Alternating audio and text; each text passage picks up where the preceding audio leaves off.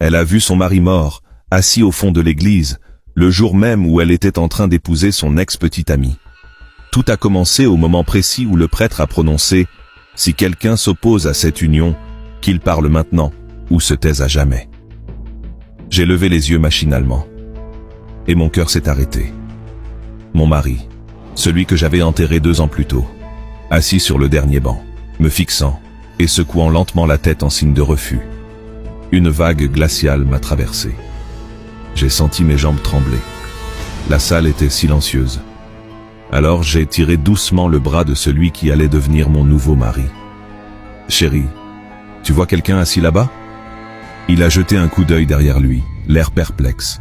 « Non, c'est vide. Hier, une vieille femme m'avait demandé de laisser un siège libre, alors je l'ai fait, mais elle n'est jamais venue. J'ai voulu insister, mais lorsque j'ai regardé à nouveau, il n'y avait plus personne. Je me suis forcé à croire que c'était le stress, la fatigue ou le manque. Mais au fond de moi, je savais que je n'avais pas imaginé ce regard. Et la suite me l'a prouvé. Pendant la réception, une fillette est venue vers moi. Elle portait une robe blanche tachée de vin rouge, ou d'autre chose.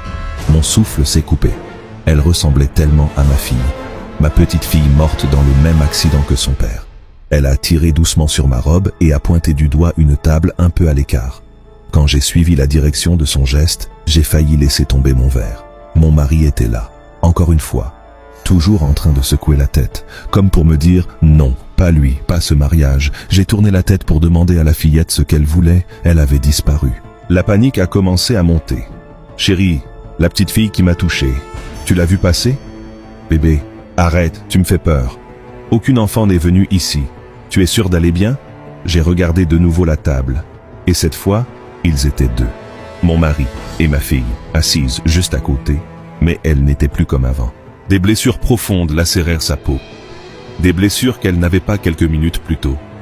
Elle a levé la main, un petit signe, comme si elle appelait sa maman. Les larmes me sont montées aux yeux. Pourquoi maintenant? Pourquoi le jour de mon remariage? Pourquoi sous cette forme?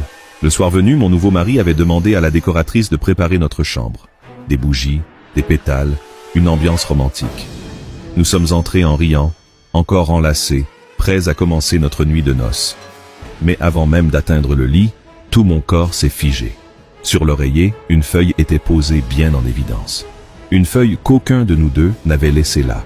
Et sur cette feuille, en lettres noires, nerveuses, presque furieuses, « Ne le laisse pas te toucher ». J'ai poussé un cri, incapable de respirer.